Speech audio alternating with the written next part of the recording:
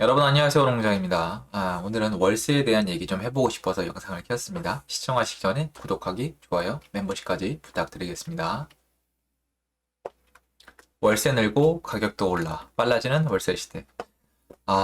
기사 내용은 뭐 대부분 이래요. 뭐 이런 사진은 그냥 참고용이고, 월세 거래가 늘어나고 있고 월세 가격도 올라가고 있다, 뭐 이런 내용입니다. 제가 아쉬운 점이 뭐냐면은 사실은 많은 분들이 대부분의 분들이 월세나 전세가 아니라 매매가에 좀 집착을 많이 하시는 편이에요. 간단히 좀 설명을 드리면요. 매매, 전세, 월세가 있어요. 다들 아실 겁니다. 이게 너무너무 중요한 거예요. 왜냐면 한 채의 집이 제공이 된다. 시장이 제공이 되는 거예요. 그리고 제가 좀 여담으로 말씀드리면 이게 공짜라고 생각하지 마세요. 이게 정말 중요한 개념이에요. 저도 옛날에 이런 개념을 익히기 시작하면서 생각이 많이 변했는데요. 여러분들은 대부분 이런 생각을 하세요. 집? 그냥 지어지나 보지 뭐. 집? 나라에서 지어줘야 되는 거 아니야? 그런데 이게 너무 재밌는 개념이 있죠. 우리는 돈을 한 푼도 안 냈는데 사회에 집이 이렇게 계속 제공이 될 거라고 생각하시는 이유가 뭘까 싶어요. 아마 이런 거 아니에요? 저희가 어릴 때 고등학교 때까지 의무 교육이잖아요. 아무것도 안 해도 뭔가 해주잖아요. 이게 세뇌가 된 게 아닌가라는 생각이 좀 들어요. 이게 내가 아무것도 안 해도 학교 가야 되고. 그러니까 사실 부모님이 다 해주시잖아요. 저도 마찬가지 여러분. 저도 저희 어머니가 다 해주셨는데 저도 그렇게 따뜻하게 자랐는데 다 해주잖아요. 그런데 세상은 원래 그렇게 안 돌아가거든요. 그거는 일단은 나를 낳아주신 부모님이 해주시는 게 1차고, 두 번째로 나보다 먼저 살았던 어른들이 냈던 세금을 가지고 사회 시스템이 만들어 놓은 인프라스트럭처거든요. 그걸 내가 누리는 거예요. 그 대가로 나중에 나도 일을 하고 사회에 기여를 하는 거예요. 세금을 내야 되잖아요. 그런데 집이라는 거는 사실 분명히 나라가 지을 수도 있어요. 그건 저도 인정을 하는데 한국의 대부분의 아파트는 민간 기업이 짓거든요. 근데 민간 기업 같은 경우에는 공공재랑 다르죠. 그러니까 집이 완전 공공재가 아니라는 뜻은 아닌데, 여러분이랑 좀 제가 말씀을 나누면서 좀 비교를 해드릴게요. 공공재가 어떤 게 있냐면 교육 무료로 해주죠. 여러분 가족도 사실 공공재라고 보는 게 좀 편하겠죠. 여러분이 산 게 아니잖아요. 제공되는 거잖아요. 이런 것들 뭐 112, 119, 여러분 아까 교육 시스템 말씀드렸고, 뭐 남자분들 같은 경우에는 뭐 이제 군대 같은 거 이런 게 공공이에요. 그런데 단편적인 예로 이런 거, 핸드폰. 핸드폰 민간 시장이에요. 여러분 생각해보시면 메이커 브랜드 옷 살 때 어때요? 부모님께 말씀드려서 돈 주고 사야죠. 스마트폰은요? 돈 주고 사야죠. 노트북? 돈 주고 사야죠. 해외여행? 돈 주고 가야 되잖아요. 그러니까 이 개념이 제가 상담을 자세히 하다 보면 집이 마치 나한테 원래 주어지는 공공재라고 약간 느끼시는 분이 계신 것 같은데, 이쪽이 아니라 여러분이 사회에서 쓰고 있는 스마트폰이나 이런 노트북처럼 민간재예요. 이게 당연한 얘기인데 이게 약간 탑재가 안 되는 거예요. 마인드 안에. 그럼 민간재면 어떻게 해야 되겠어요? 누군가 만들어서 돈 주고 파는 거예요. 무슨 말이에요? 수요와 공급이 있고 엄연히 사람의 욕심이 들어가 있어요. 그래서 제가 좀 심한 말씀을 드릴 때는 이게 100% 공공재가 되는 건 불가능하니까 이런 국가를 원하시면 공산주의 국가밖에 없다라고 말씀을 드리는 거예요. 거긴 가능해요. 근데 여긴 불가능하다니까요.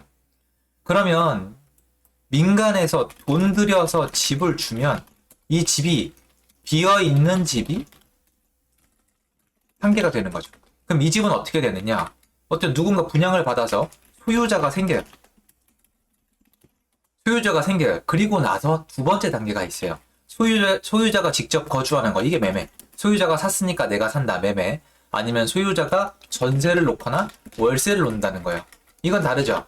매매면은 소유자가 들어가 사는 거고, 전세면은 전세입자가 들어와 사는 거고, 월세입자면 월세입자가 들어와 사는 거고, 또 뭐가 있어요? 공실이 있죠, 사실. 근데 공실은 거래가 아니니까 뺍시다. 그런데 많은 분들이 착각하는 게 관심이 어디에 있죠? 많은 분들의 시선이 어디가 있냐면은 매매랑 전세가 있어요. 매매가가 오르네? 이거 부동산 폭등하네? 이거 잡아야 되는 거 아니야? 이게 1번이고. 야, 전세가가 오르네? 서민삼을 파탄에 빠트릴 참이야? 전세가 안 잡아? 이게 2번이에요.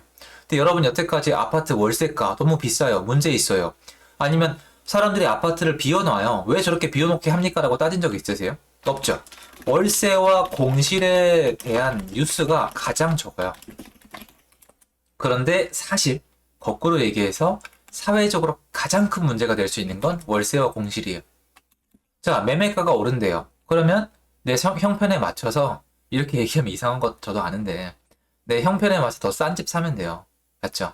아, 그것도 싫으시면 매매가 너무 비싸면 전세 살면 돼요. 여태까지는 이게 됐어요, 여러분. 역사적으로 40년 그래프 추적해보면은 비싸면 전세 들어가면 됐고 너무 비싸면 외곽으로 밀려나면 됐어요. 근데 문제가 뭐냐면 이건 내가 선택해서 밀려나는 거예요. 이것도 문제가 있어요, 사실은. 그런데 월세가 시작되면 인생이 바뀌어요. 아시죠? 내가 월급을 300만 원을 받았는데 월세를 250을 내요. 어떻게 됩니까? 가난해지는 거예요. 월세가 올라가면 가난해지는 사람은 실제로 늘어납니다. 이건 제가 통계를 말씀드릴 이유가 없지 않아요? 월급을 500을 받아요?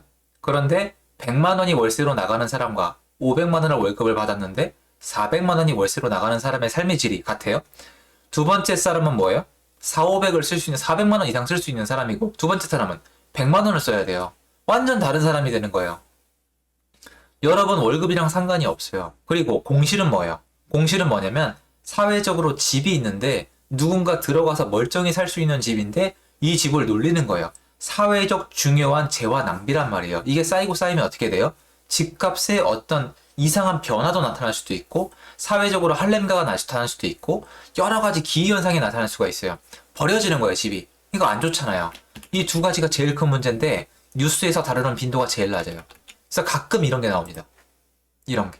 그런데 여러분께 제가 감히 말씀드리고 건데 언론에서 다르지 않으니까 제가 전문적인 자료가 없으니까 사실 그걸 강력하게 주장은 못하겠는데 지금처럼 월세와 공실이 문제가 되는 시기가 거의 없었어요. 지금보다 심각한 문제가 없습니다. 저는 서울과 경기도, 뭐 전국적으로도 지역마다 다르겠지만 수도권의 아파트가 이 정도로 심각한 문제를 앓고 있는 적을 본 적이 없어요. 저는 심각하다고 봐요. 거기다가 하나를 얹히고 있죠. 거래 중지. 뭐예요? 대출 중지. 이게 과연 정상적인 시장일까요? 누군가의 눈에는 하락을 걱정하는 투기꾼으로 보일 수도 있고 누군가의 눈에는 저 사람 참 지금 상황을 잘 보고 있다라고 느낄 수도 있습니다. 그런데 이쪽이든 저쪽이든 오른다든 내린다든 저는 부탁을 드려요. 뭐냐? 이런 걸 언론으로 달아주세요. 이게 맞아요. 여기서 고통받고 있는 사람이 많아요. 월세가 비싸요? 고통받는 사람이 없습니까? 있어요. 멀쩡한 서민들이 그냥 쓸 돈이 없어요. 공실은요. 여러분, 멀쩡한 재화가 남아돌아요. 길거리에 차가 주차가 돼 있는데 다 안 쓰는 차예요. 엄청난 사회적 낭비죠.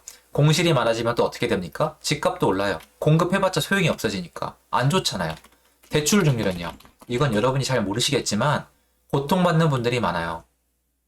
제가 지난 30년 동안 우리 선조 세대가, 우리 어른 세대가 만약에 집을 대출을 안 받고 월급으로만 샀다. 그럼 불만이 없습니다. 그런데 이미 아파트 값은 기존 우리 기성세대가 대출을 받아서 사서 그 시세를 만들어 놨는데 지금 젊은 세대는 대출을 받지 말라고요?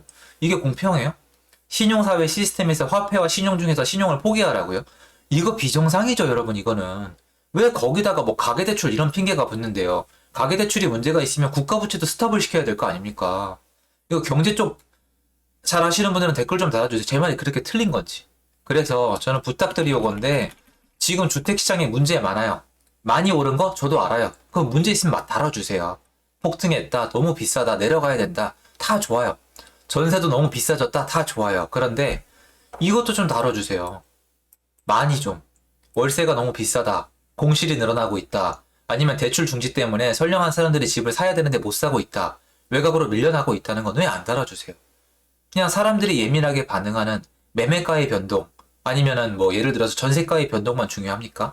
실제로 전 국민 대비 퍼센테이지가 낮을 수는 있어도 이것 때문에 고통받는 분들이 어마어마하게 많아요. 전 그래서 언론이란 게 굉장히 어떤 사회의 공기 같은 존재잖아요. 분위기도 바꾸고 모든 사람들이 영향을 받을 수밖에 없고 이거 없이는 살 수가 없고 자연스럽게 발생하는 거고 좋아요. 좋단 말이에요. 멋진 직종이에요. 그러면 그에 걸맞게 제 주제 넘는 얘기인 것도 알아요. 그런데 좀 다뤄주세요. 그리고 여러분 월세 비싸지면 어떻게 돼요? 결국 전세로 돌아가고 전세가 올라가면 매매가 올라가고요. 공실이 많아지면은 매물의 공급이 부족해지니까 가격이 올라가고요. 대출 중지를 못하면 영원히 막으면 저도 할 말 없어요. 정말 할 말 없는데 만약에 중간에 풀리게 되면은 그 수요가 한 번에 쏟아져 나오니까 병목 현상이 일어나잖아요. 전부 다 여러분이 중요시하는 매매가 전세가에 영향이 있는 것들이에요. 그래서 여러분이 예민하게 반응하는 뉴스, 이 밑에 묻혀있는 뉴스들이니까 제 영상 보고서라도 앞으로 좀 신경 쓰시면은 분명히 도움이 되실 겁니다. 제 영상 여기까지고요. 누군가 제 얘기를 좀 들어주셨으면 좋겠습니다. 전 중요한 내용이라고 생각합니다. 좋은 하루 되시고요. 들어주셔서 감사합니다.